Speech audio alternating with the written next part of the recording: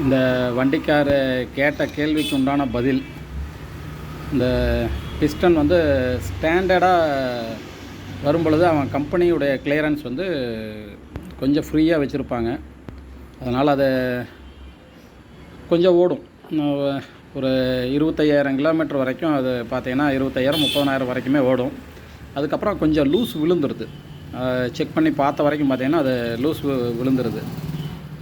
அதே விஷயம் நம்ம கரெக்டாக ப்ராப்பராக ரீபோர் பண்ணி அதை சைஸாக இருந்ததுன்னா ரீபோர் பண்ணி போட்டோம்னா 50,000 கிலோமீட்டர் வரைக்கும் எந்த விதமான நாய்ஸும் இல்லாமல் ஓடுது. ஆனால் என்ன அப்படின்னா, அது ரீபோர் பண்ணதுக்கப்புறம் செட் பண்ணுறது வந்து கொஞ்சம் ப்ராப்பராக செட் பண்ணுறது கஸ்டமருடைய கையில் தான் இருக்குது. ஏன்னா பிஸ்டன் கிளியரன்ஸ் வந்து நம்ம பார்த்து எந்த அளவுக்கு சீஸ் ஆகாமல் வைக்கணுமோ அந்தளவுக்கு வச்சுட்டாலும் கஸ்டமர் பார்த்து கரெக்டாக வச்சுட்டாங்கன்னா 50,000 கிலோமீட்டர் வரைக்கும் 135 வந்து தாராளமாக ஓடுங்க.